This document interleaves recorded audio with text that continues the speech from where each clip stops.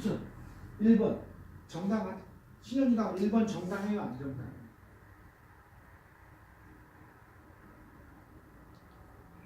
박성희당은 1번 정당하지 않죠. 정당하지 않아. 네. 정당하지 않아. 중소영세 기업의 노조는 최저임금 이상의 임금 인상 요구를 하면 안 되는 거예요. 할수 있다고. 최저임금 헌법에서 보장됐는데 최저임금 임금 이상의 임금. 아니죠. 저거는 퇴출돼야 맞죠. 요구하고 퇴출돼야 새로운 게 나오죠. 굉장히 저 정도의 저게 법을 무시하겠다는 얘기인데 저 정도의 임금을 줄지 없으면 퇴출되는 게 맞다. 퇴출되는 게 맞죠. 차라리 그렇게 해서 산업구조 조정이 돼야 된다. 나는 그게 그렇게 생각합니다. 다만 이제 저는 저게 맞다고는 보지만 말씀하시는 게 맞다고 봐요. 저 정도의 여력이 없는 그 기업이 과연 이윤을 창출해서 정말 경제가 저는 그렇게 생각하진 않아요. 다만 그렇게 돼서 정말 이제 뭐 해고자가 발생이 되든 했을 때 법적인 어떤 또 그러니까 다른 이게 보완이 필요하다. 임금은 올리고 합의를 통해서 살려나가자 그거는 가능하죠. 근데 투쟁 자체를 못하게 하고 그런 거는 말이 안 되죠. 2번은 근데 솔직히 네. 노조에서 바보가 아닌 이상 사회 그 회사에서 회사가 사라지게 되면 자기도 해고되게 되는 셈인데 어떤 바보 같은 노조가 그 회사가 받아들이지 못할 만큼의 임금 이상을 최저임금 이하니까 법적으로 그러니까 저기서 일본에서는 최저임금 이상의 인상을 요구하고 있습니다. 최저임금 당연히 예를 들어서 이상이네. 최저임금을 주면서 만약에 일을 시켰을 때 과연 그 노동이 그 최저임금에 맞게 정당한 그게 있냐는 거다. 예를 들어서 뭐 10시간 일하면서 최저임금 8시간만 뭐 인정해서 최저임금을 준다던가 이런 또 다른 걸 좀 봐야 될 것 같아서 단순히 임금 인상으로 타협할 게 아니라 최저임금 이상을 요구하고 기업이 그 여력이 없다 그러면 무리한 요구라고 봐야지. 입장이 바뀌셨네. 네, 난 잘못 읽었어요. 네. 저거는 일단 논리에 2번 벗어나. 2번. 저도 저것도 정당하다고. 저는 저희 고모부가 현대자동차 현재 다니고 있고 노동자인데 그러니까 저희 아가씨 남편이 1년에 한 번씩 꼭 노조를 해요. 가입자들 매번 해요. 제가 물어봤어요. 연봉 세잖아. 고모부 연봉 8천 넘잖아. 근데 굳이 이렇게 하는 이유가 뭐야? 굳이 파업하는 이유는 뭐야? 그걸 물어봤더니 그래요. 근데 회사는 그만큼의 이윤을 낸다는 거죠. 그 이상의 이윤을 내는데 그거를 다시 회사가 우리한테 재분배를 해야 우리가 그거에 대해서 더 열심히 하려고 하는데 그게 안 된다는 거죠. 다 회사가 가져간대요. 그걸 막기 위해서 하는 거죠. 최저임금 이하 노동자가 300만이나 있고 비정규직이 1000만이나 있는데 이거 파업하면 뭐? 근데 저게 드러나온 게 그렇고 그래서 기존노조 소리 듣는 거잖아요. 네, 근데 밑으로 진짜 이제 파업할 때 최소한의 저 사람들의 임금을 어떻게 해라 요것도 같이 들어간다고 좀 들었어요. 하청업체 그러니까 근데 하청업체 요것도 같이 들어간다. 그렇긴 하지만 결국 현대자동차 사용자 측은 그렇게 해서 임금을 버티고 해서 투쟁하니까 요만큼 올려줘요. 올려준 다음에 그만한 비용을 어디다 전가해요? 하청에다 전가하는 거죠. 그래서 결국 정규직 노동자들의 임금과 하청 영세사업장의 임금이 점점 벌어지는, 소위 노동의 양극화가 벌어지는 거죠. 현대자동차 노동자들은 잘못한 건 없죠. 하나도 잘못된 건 없어요. 순이익이 5천억, 1조가 나기 때문에 그러면 너네 순이익 5천 났는데 우리가 고생해서 이만큼 이윤 났으면 좀 줘야 되는 거 아니야?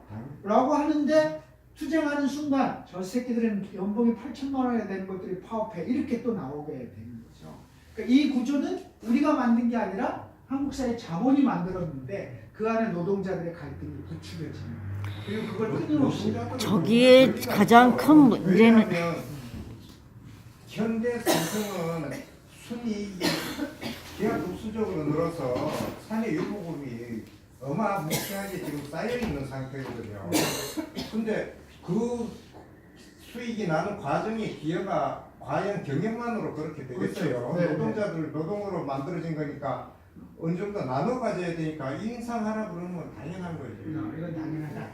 그럼 앞으로 현대자동차가 파업한다고 해서 저 새끼들 나쁜 놈이다, 기종이다 이런 얘기는 안 한다 이거죠. 네. 근데 위에 거는 저기서 지금 최저임금 이상을 최저임금 이하라면 몰라도 이상이면 무리라고 그다음에. 이 1번은요. 아까 제가 그래서 우리 오광민 장관님 대단하신데 이렇게 얘기했는데요. 스웨덴이나 독일 같은 북부 유럽들의 국가가 다 이렇게 임금 인상을 일정한 정도 수준이 되지 못할 것 같으면 너는 접어라. 접어야 되는 거고 산업 구조를 고도화시켜가면서 갈 수밖에 없는 거다. 최저임금 이상을 최저임금이라고 해봐야 낮은 임금이잖아요. 그러니까 예를 들면 최저임금이 7,530원인데 8,000원 달라는 요구를 한다는 거죠. 무슨 뭐 엄청난 임금 인상을 요구하는 게 아니라 어쨌든 우리도 최저임금이 7,530원인데 최저임금까지는 가져야 될 것 같은데 나는 이제 이럴 때 이 문제를 근본적으로 어떻게 볼 거냐. 어떻게 볼 거야. 제가 최저임금과 관련해서 어느 연맹위원장 할 때 사업장에 들어가 계속해서 사용자가 이렇게 얘기해요. 줄 수 있다. 사실 조금 무리하면 줄 수 있는데 핵심은 뭐냐면 그렇게 주면 나는 이 시장에서 버티기가 힘들다.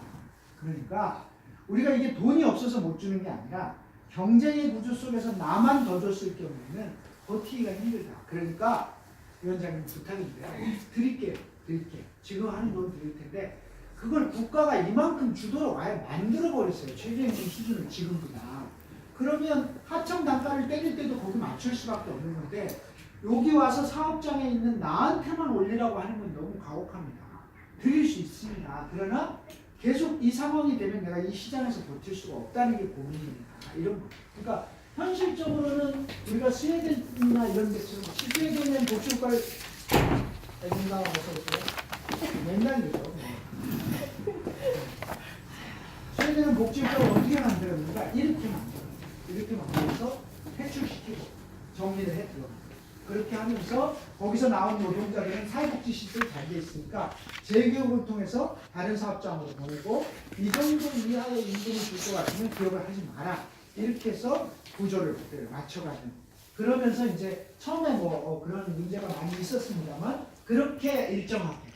근데 이제 한국 사회는 어떻게 해요? 거꾸로 낮은 사업장의 임금을 찾고 일자리가 없다는 이유 때문에 이건 진짜 더 나쁜 구조로 가게 되는 상황이죠. 이런 질문은 어떻습니까? 그런 나라들처럼 복지제도가 기본적으로 어느 정도 받쳐주면 괜찮은데 지금 우리나라 같은 경우 사회복지제도가 근로 능력이 있는 사람들은 아무리 그거 하더라도 전혀 그게 없거든요.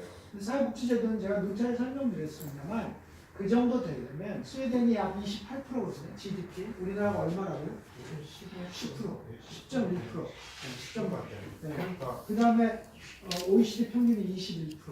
그럼 이제 세금 내야 되는 거예요. 세금 내고 세금을 통해서 소득이 벌어지고 소득을 통해서 소비가 이루어지면서 이렇게 해야 되는데 이제 우리가 수출 시장을 통해서 한국 경제가 성장할 수 있는 구조는 일정하게 한계가 왔어요. 이미 우리는 맨날 입만 뻥긋하면 선진국이라고 하는데 낮은 임금을 가지고 수출 시장을 통해서 경제라고 하는 문제를 해결하는 데는 한계가 왔다는 걸 다 알아. 다 아는 구조에서 사실은 이제 그런 문제들에 대한 고민들이 있어서 그래서 말로 소득주도 성장 얘기하지만 한국의 자본들이 그걸 절대 용납하지 않는 거예요. 그래서 점점 후퇴하고 있는 거예요. 예를 들면 최저임금을 올렸다가 최저임금을 원상 회복시키는 산입법으로 바꾸면서 사실은 최저임금이 사실상 인상된 효과가 거의 없어지는 거죠. 노동시간을 단축했다가 탄력 근로제를 통해서 노동시간 단축의 의미가 상당한 정도 상쇄됩니다. 이런 구조들을 누가 문재인이 나쁜 사람이 아니라 따지고 보면 자본주의 사회에서 자본을 견디지 못하는 거죠. 이 구조를 견딜 수 있겠느냐. 3번, 4번, 5번, 6번, 7번 이런 문제들을 그러니까 진보 정당을 하는 사람들이 노동에 대한 관점에서 헷갈리는 문제들이 존재하는데요. 이런 문제들에 대해서 분명하게 이제 노동, 한국 사회 성장, 고민, 노동자, 자본, 자본주의 체제 이런 문제들을 폭넓게 이해하지 못하면 다 헷갈리는 문제예요. 저 밑에 있는 광주형 일자리 얼마나 헷갈리는 문제예요. 여러분들 신문 볼 때 뭐 너무하는 거 아니야? 저 현대자동차 이렇게 접근하는 사람들 틀림없이 있을 거예요. 있을 텐데 그걸 조금 더 깊이 들어가 보면 광주형 일자리는 정말 토론할 지점이 많은 문제인데요. 나중에 기회가 있으면 하는 걸로 하고. 자, 이런 질문들을 노동의 관점에서 제대로 설명할 수 있는 사람들이 많은 것. 그곳이 정의당이 돼야 되는데 그렇지 않은 지점들이 있는 거죠. 이제 노동조합에 대해서 해보겠습니다. 그러면 가장 고전적인 점은 노동자가 노동생활을 유지 개선할 목적으로 노동자가 만든 항구적인 단체이다. 여기 영국 노동운동사의 시드니 베아트리스 웹, 흔히 이제 책에는 웹 부처 이렇게 나오는데 저기 부부입니다. 시드니 웹, 베아트리스 웹, 이 두 사람이 공저로 낸 영국 노동운동사가 가장 고전적인 노동조합의 정의돼요. 우리 법은 이렇게 되어 있습니다. 우리는 어떻게 해요? 송동순 노조 어떻게 정해요? 노조활동을 오래 하신 노동조합이다. 조합원의 이해와 요구를 조합의 이해와 요구를 사회 발전에 기여한다. 사회 발전에 기여한다. 조합원의 요구와 이해를 반영하는 것과 사회 발전에 기여하는 게 거꾸로 갈 때도 많은데요. 네, 안 맞는 경우도 많습니다. 안 맞는 경우가 많죠. 네. 노동조합이요. 일단 기본적으로는 노동자의 이해 집단.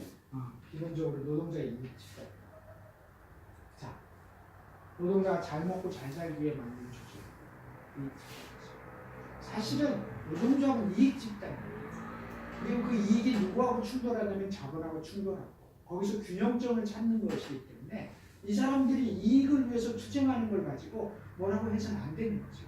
그게 노동조합의 생리예요. 근데 이 노동조합이 뭘 요구해요? 너네가 세상의 발전을 책임져야 되고 진보를 뭐예요? 세상을 바꾸는 조직이어야 한다고 얘기하는 거예요.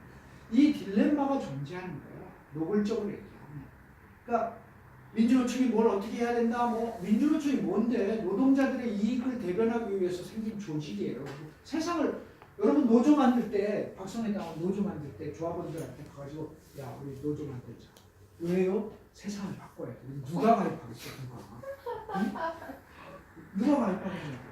야 이런 문제가 있잖아. 우리 지금 월급이 이거밖에 안 돼. 이래서 만든 게 노조예요. 그러니까 100명이 있는데 혼자 가서 사장한테 월급 올려가 달라고 따지면 아예 힘이 없으니까 우리 같이 가서 하자. 그러니까요. 이게 좋아요. 노동자가 잘 먹고 잘 살기를 만든 조직이에요.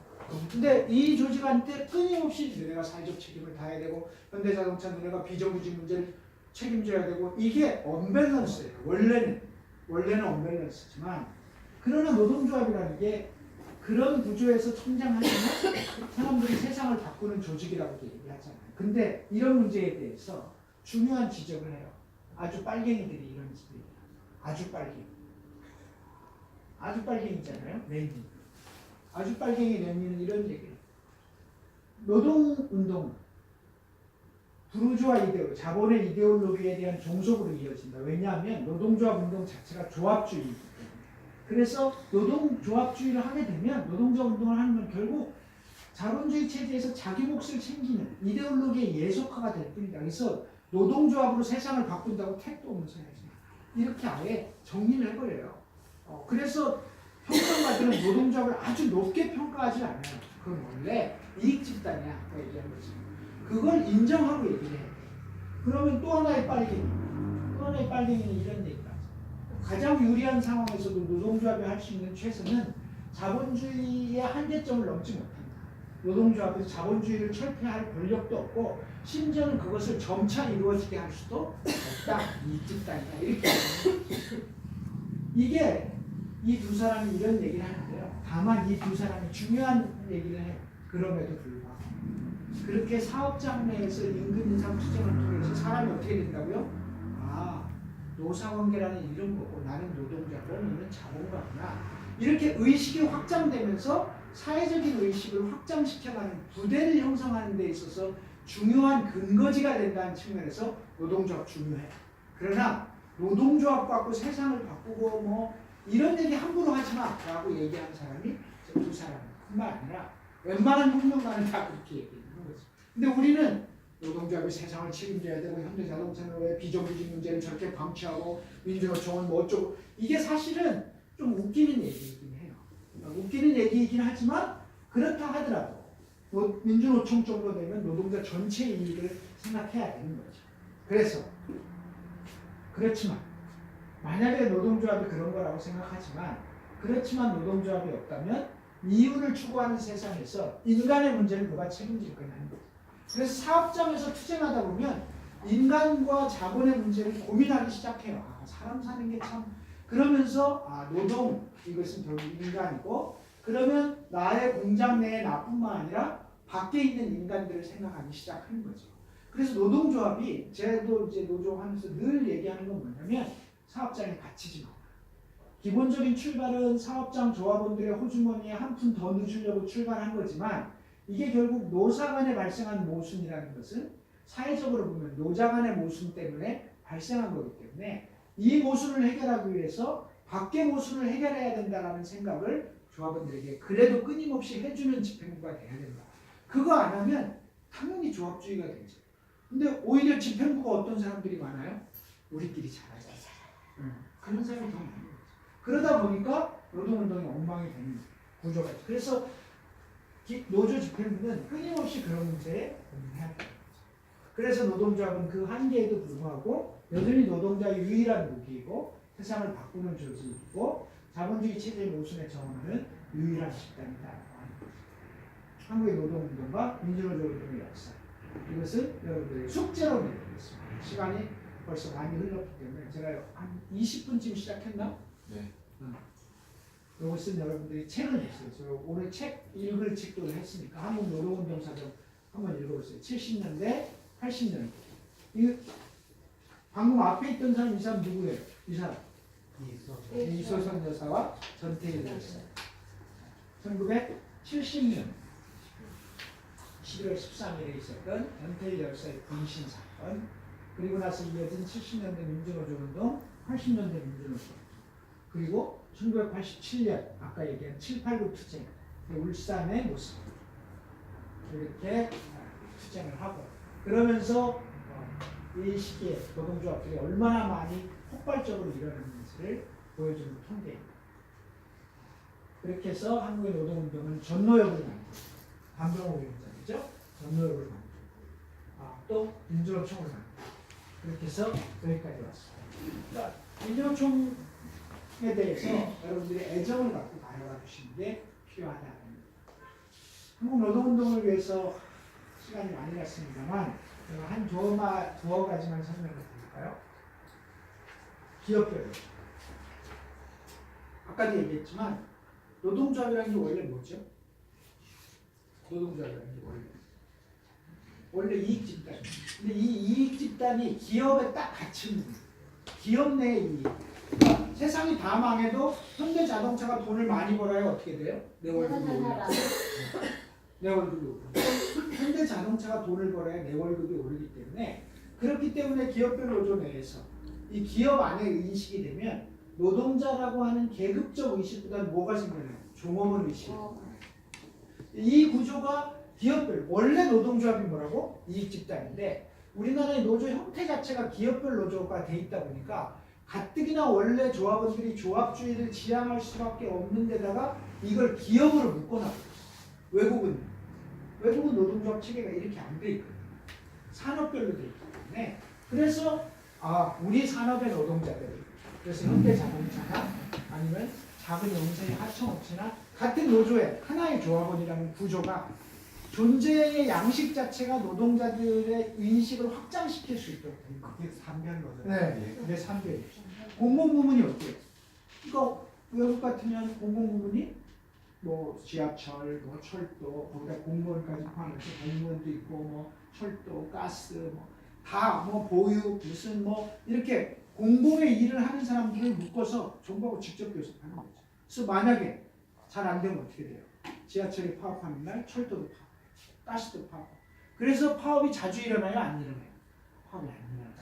서로 조심하는 거죠. 그러니까 노조는 노조대로 힘은 세지만 힘을 사용하는 것이 주저될 수밖에 없고 정부도 잘못 건드리지 않고 어떻게든 서로 타협하려고 하는 구조가 생겨나고 노동자들 스스로도 철도가 잘 돼야 내 월급이 잘 되는 게 아니라 정부의 공공정책이 잘 돼야 이렇게 시야가 넓어질 수 있는 구조인데 그런데 가뜩이나 원래 노동조합이 일정하게 개량적이고 이익 집단일 수밖에 없는 데다가 한국은 기업별로 묶어놓다 보니까 이런 문제가 발생하고 있는 거죠. 그래서 이걸 극복하려고 그래서 조합원이시잖아요. 공공운수노조 조합. 공공운수노조를 만들어.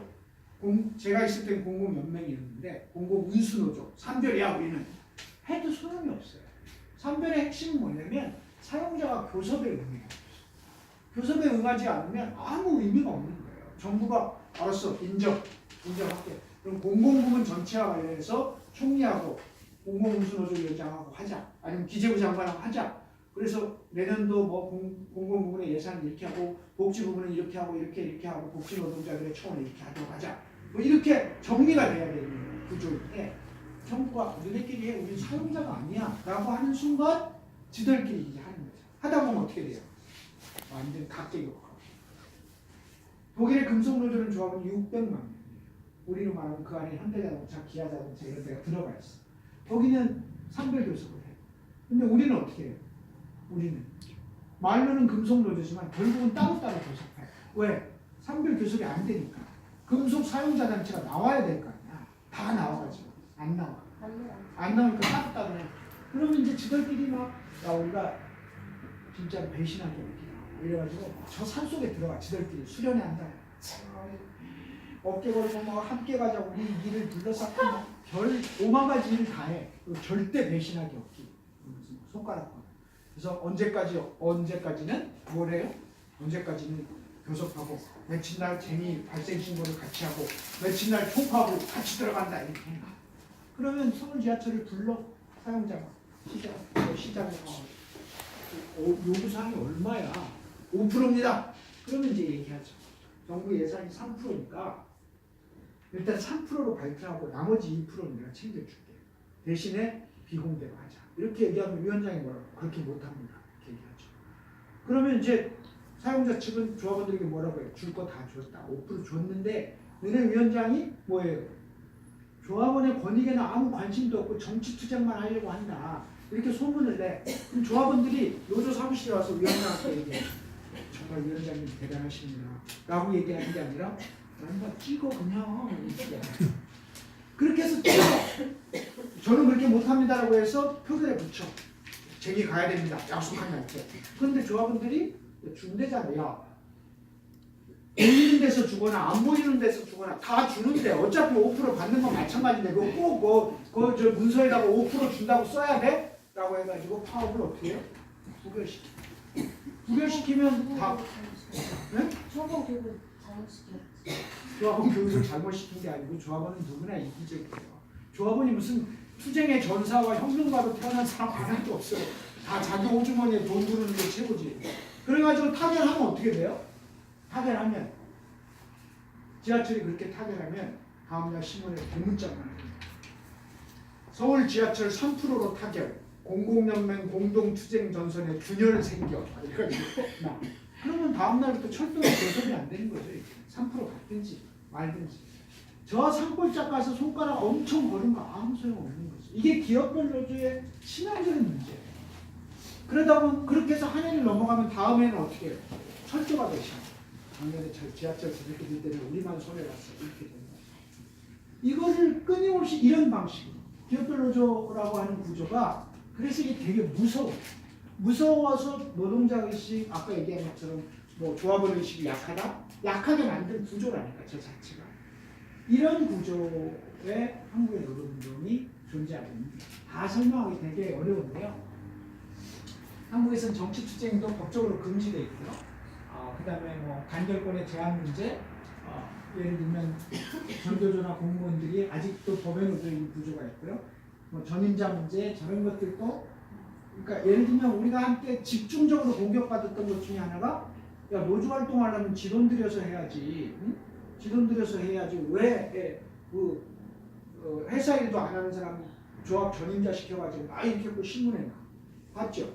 전임자. 그럼 국민들이 어떻게 해? 맞아 맞는 거 같아. 근데 내가 이런 얘기를 했어.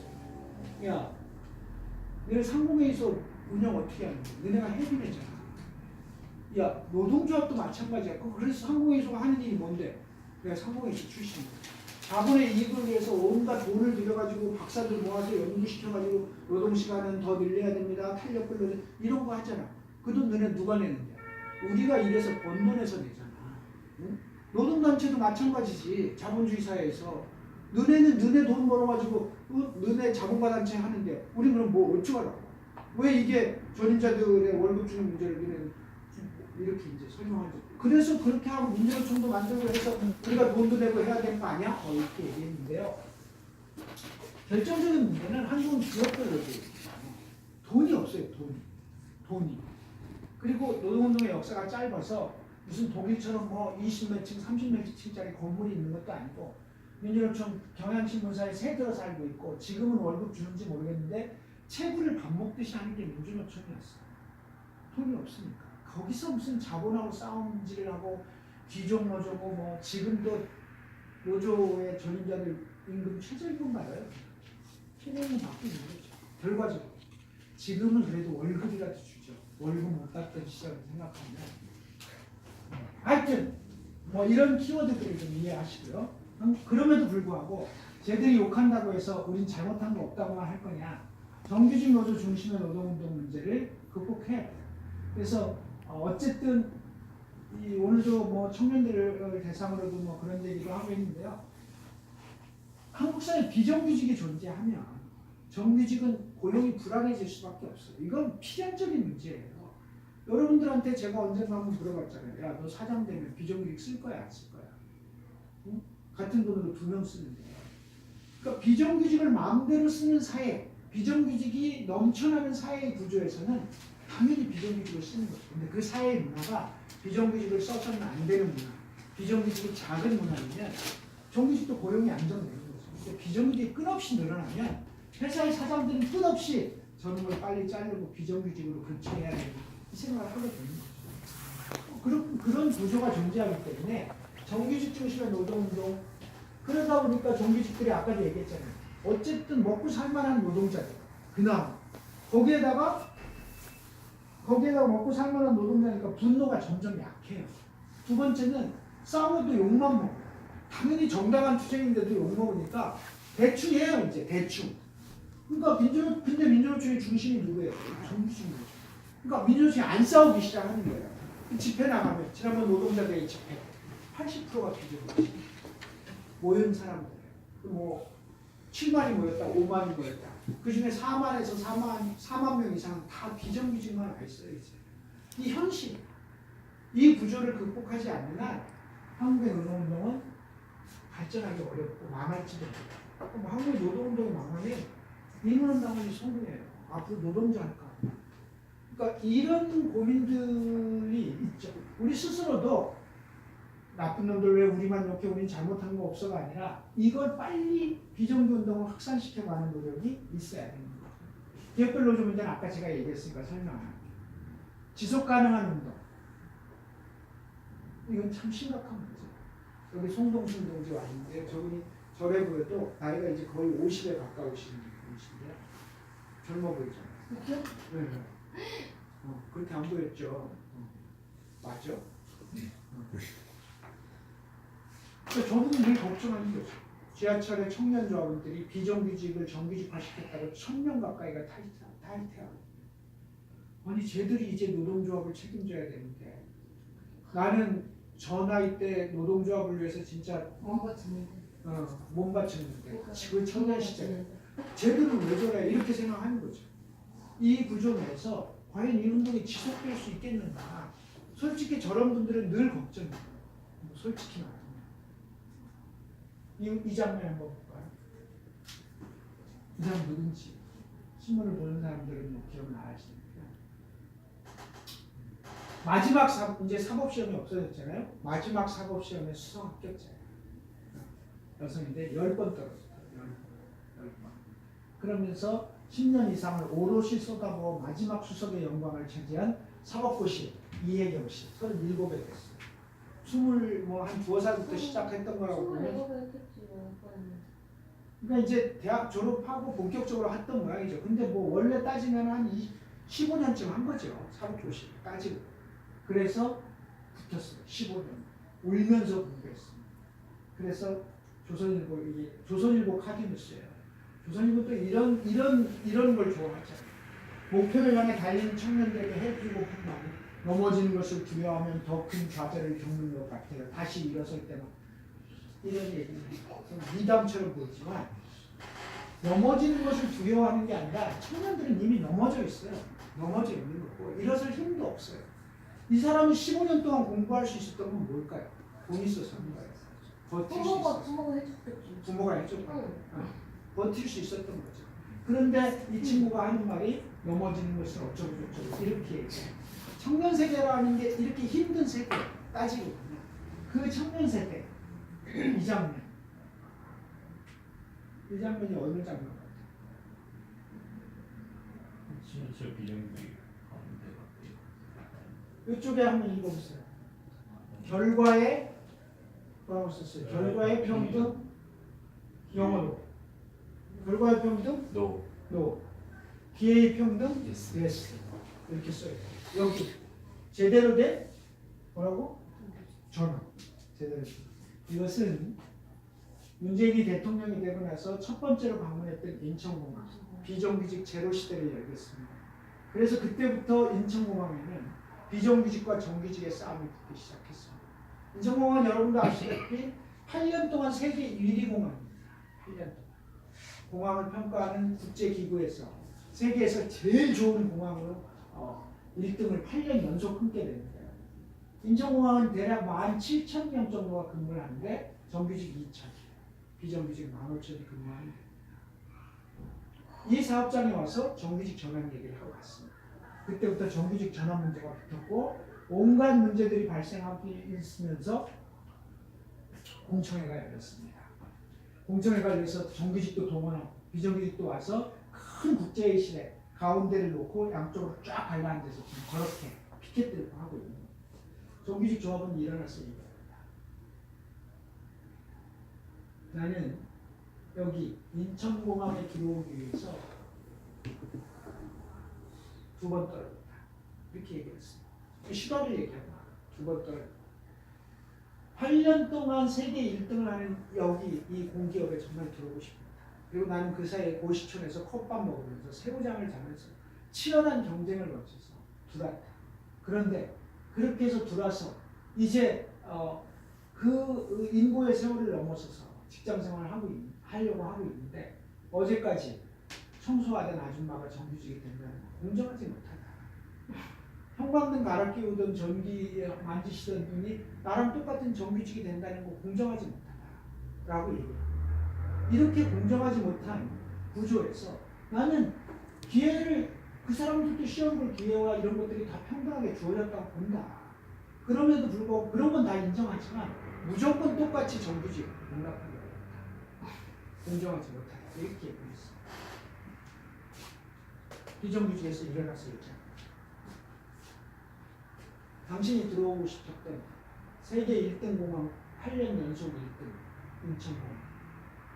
당신이 시험 보는 2년 동안에 했던 고시촌 생활과 이 넓은 공항 활주로 벌판에서 세계 1위 공항을 만들기 위해서 15,000의 비정규직 노동자들이 지난 8년, 10년 동안 흘린 땀은 그런 의미가 없다는 겁니다. 공정하지 않다는 겁니다. 라고 얘기를 합니다. 이게 지금 한국 사회에서 그대로 나타나고 있는 문제예요. 이 문제. 그건 공정하지 않다는 겁니다. 라고 얘기를 하는 거죠. 어찌 보면 참으로 눈물 나는 얘기를 서로 하고 있는 거예요. 청년들은 경쟁의 시대에 살아왔습니다. 그러니까 우리가 청년들은 왜 그래 새끼들아 라고 얘기하기에는 이 청년들의 삶이라는 게 청년 실업 20%의 시대에 살고 있는 거예요.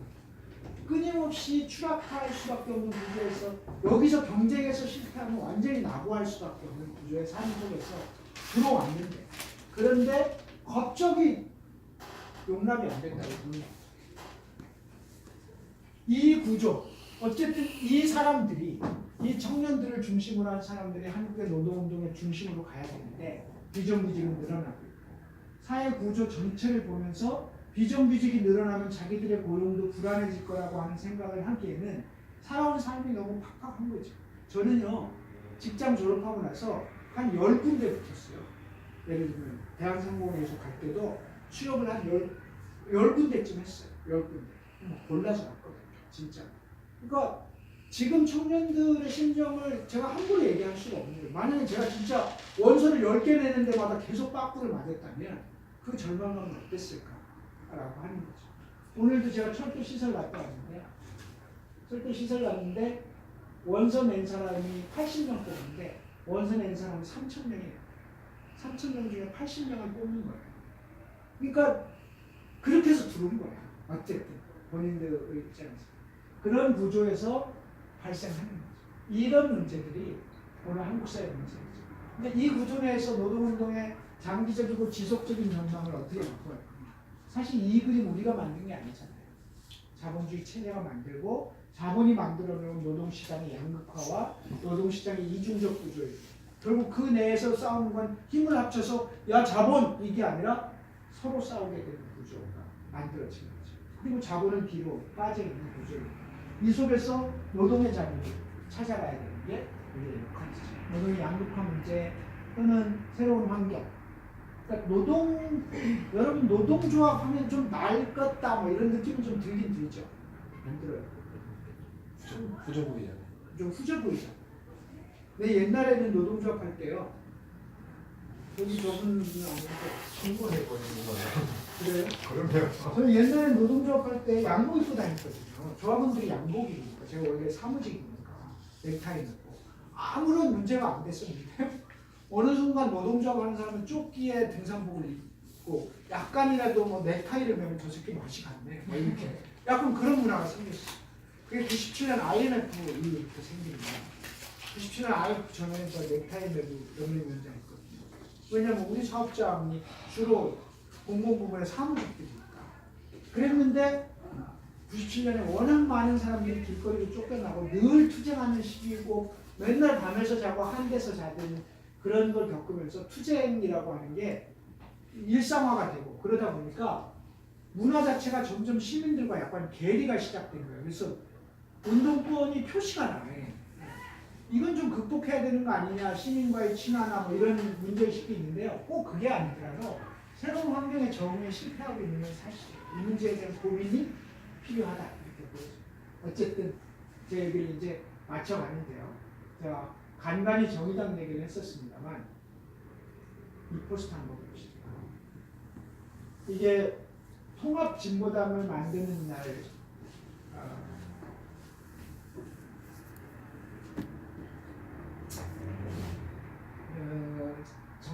전당대회인가 뭐 발기인대회인가 대련대회인가 정확하지는 않은데요. 이게 통합진보당을 만들 때 그래서 민주노동당과 진보신당에서 탈당한 심상정 노회찬 그리고 참여당 주로 참여계층들이었는데요. 노동이란 단어로 통합당에 재뿌리지 마라 이렇게 써 있었어요. 이게 사실은 참 가슴 아픈 얘기죠. 정말 가슴 아픈 얘기인데 그러니까 노동이 갖고 있는 한국 사회의 의미 아까 얘기한 것처럼 노동이 갖고 있는 부정적 의미라고 하는 게 참여계라고 일컬어진 점도 굉장히 어쨌든 깨 시민이거든요. 시민 중에 깨어있는 사람들이지만 그들이 바라보는 노동이라고 하는 것 지금은 많이 변해서 어느덧 우리 당이 이런 노동이 당당한 나라를 아예 캐치프레이즈로 채택하는 나라가 됐습니다만 당이 됐습니다만 아직도 이 간격이 우리 당에 없다고 볼 수는 없습니다. 저도 있어요. 어쨌든 이런 구조가 현재 정의당 노동이라고 하는 문제로 우리가 지금 있는 거예요. 그래서 이 안에서 노동이라고 하는 문제를 어떻게 고민하고 함께 들어갈 것인가. 제가 얘기하잖아요. 정의당은 노동교육도 의무교육이 아니고 오늘 제가 여러분들하고 나눴던 교육들이 당원들이 좀 더 많이 이런 문제들을 소통하면서 노동에 대한 이해를 높였으면 좋겠는데 노동교육 자체는 안 해요. 노동교육 자체. 어느 당이든 안 해요. 그게 무슨 중앙당이든 뭐 시당이든 뭐 시도당 뭐 전국의 시도당 다 마찬가지예요. 이런 문제를 뭐 맨날 노동만 하라는 건 아니지만 당원으로서의 기본 정체성을 위해서 좀 그런 일들이 있었으면 좋겠다는 생각하는데요. 정의당은 노동을 진짜 대표하는 정당이 될 수 있을까? 노동을 대표하는 정당이 되어야 하는가? 대표한다는 의미는 무엇인가? 노동을 대표하는 당의 진보정당으로의 성장은 가능한가? 정의당은 노동을 대표하기 위해 어떤 일들을 해야 할까? 이런 것들이 고민이고요. 그 얘기 6강에서 해보도록 하겠습니다. 정의당의 미래에 대한 얘기를 6강에서 할 거고요. 다음 시간 5강에서 만나길 기대하면서 다음 시간에는 진보정당의 역사, 국민승리부터 시작해서 지금은 5개의 정당이고 중간중간 이렇게 갈라졌었는데 그 다양한 얘기를 달라지는 게 아니라 진보정당 운동사에 나타났던 여러